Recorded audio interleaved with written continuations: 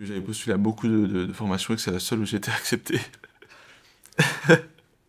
Non, c'est vraiment ça. Et au final, la formation en elle-même, ça va. Les différentes matières, les différents domaines, j'aime bien. Alors j'ai une idée, mais il n'y a pas d'études pour faire ça, enfin pas à proprement parler.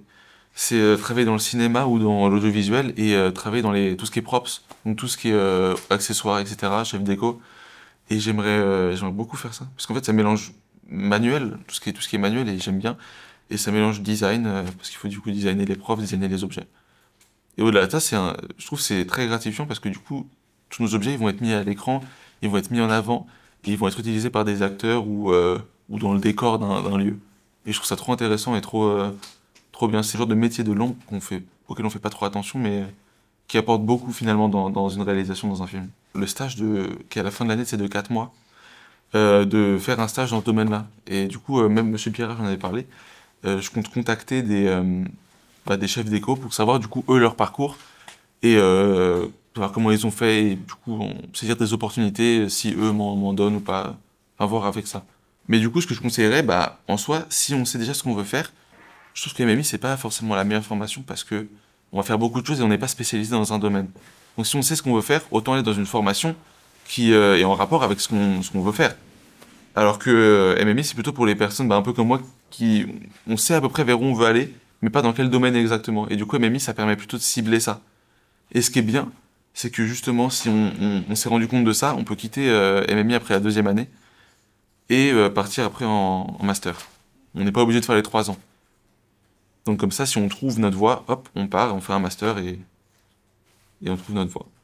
J'ai pas choisi BUT tout de suite à la sortie du bac. Moi, à l'origine, j'étais partie sur des études scientifiques pour faire des études de santé.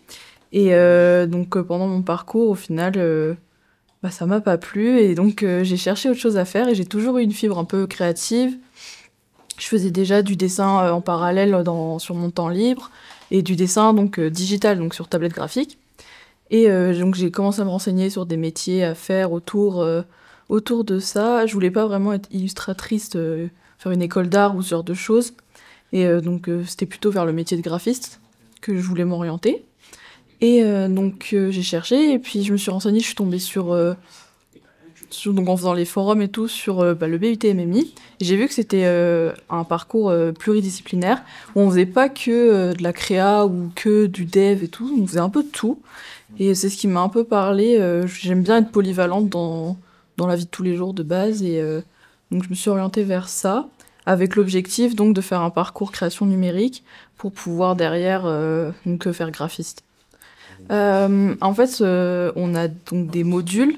Et principalement, même si on a on va dire des cours, on va dire plus classiques, où en fait t'as le prof qui te montre des choses, on travaille beaucoup par projet, plein de petits projets et des grands projets qu'on appelle SAE.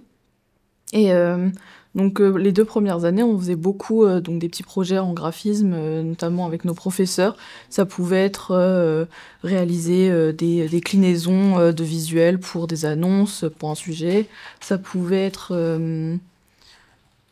par exemple, en fait, c'est pour nous apprendre du coup à manipuler le logiciel. Et derrière, sur les projets tutorés, les SAE, donc j'ai dit, en fait, on applique ce qu'on a appris techniquement dans des projets plus concrets. Ça peut être des campagnes de communication, ça peut être euh, des sites web, en fait, une maquette de site web, enfin ce genre de choses.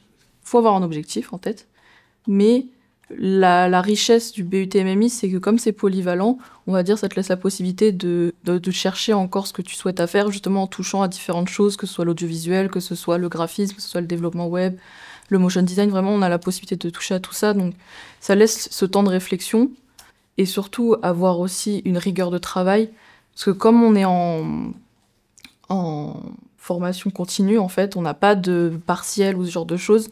En fait, c'est constamment des projets à rendre. On a très peu de devoirs sur table, c'est que des projets à restituer. Donc, vraiment, c'est d'avoir cette rigueur de travail, de toujours aller travailler chez soi ou même rester à l'UT travailler.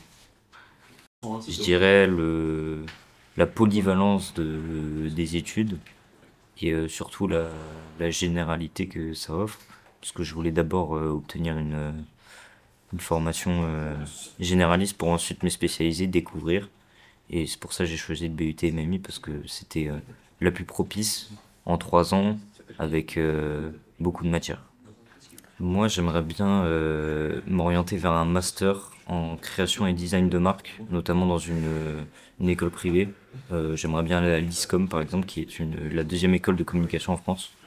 Ça serait vraiment l'objectif pour ensuite me spécialiser dans ce qui est motion design et graphisme animé. Du travail personnel, beaucoup d'imagination, de veille, vraiment c'est hyper important. Et surtout une grande curiosité. Et je dirais aussi que c'est assez important d'avoir la notion des priorités et de la manière dont un projet doit être effectué.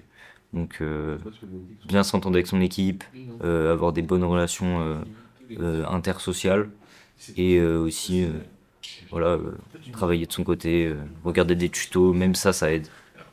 Étant donné que j'ai, depuis le début de mon adolescence, toujours touché au graphisme, à l'audiovisuel, j'ai toujours aimé ça. Je me suis dit que ça me laisserait un peu plus de chance de toucher à beaucoup de choses, étant donné que j'aime beaucoup découvrir tous les milieux, toutes les passions de tout le monde, etc. J'adore ça. Donc vraiment, mon but c'était de venir découvrir de nouvelles choses que j'avais pas encore explorées. Et pas forcément approfondir mes connaissances en graphisme, étant donné que depuis mes 16 ans, je gère mes propres clients, je suis indépendant, etc. Donc c'était vraiment pour découvrir de nouvelles choses. Alors moi, j'ai découvert avant mes 16 ans. J'ai passé, depuis que j'ai 12 ou 13 ans, je crois, je dirais. J'ai commencé à regarder mes premiers tutos sur YouTube, donc en autodidacte, forcément. Je suis un grand passionné de l'autodidacte, moi j'ai toujours fait comme ça. Donc à partir de mes 12-13 ans, j'ai commencé la modélisation 3D sur Cinema 4D, en faisant des renders Minecraft pour les copains. Et ensuite, à partir de mes 16 ans, j'ai commencé à travailler avec mes premiers clients, donc qui étaient des youtubeurs, des streamers, donc sur YouTube ou sur Twitch. Et donc je réalisais leurs miniatures, leurs assets de stream, donc tout ce qui est décoration visuelle pour le spectateur. Et à partir de mes 16 ans, j'ai commencé à travailler avec tout ça. Alors j'ai 2 idées, donc soit directeur artistique pour encore, je ne sais pas dans quel milieu précisément, étant donné que je me cherche encore un petit peu, ou alors freelance, à la fin de mon master, me lancer en tant que freelance directement pour continuer mon activité. Il n'y a pas de secret pour réussir, honnêtement, il y a juste du travail, mais je suis pas un grand travailleur, j'ai jamais été un grand travailleur, mais pour autant, le fait que je sois extrêmement passionné par le milieu, forcément, ça aide. Donc je suis toujours à la recherche de nouvelles idées, de nouvelles choses à découvrir, donc forcément ça pousse à faire beaucoup de veille. C'est important la veille, surtout en BUT MMI, étant donné qu'on te demande d'être à jour sur ce milieu qui bouge tout le temps finalement, que ce soit avec les IA ou autres, c'est important de rester à jour.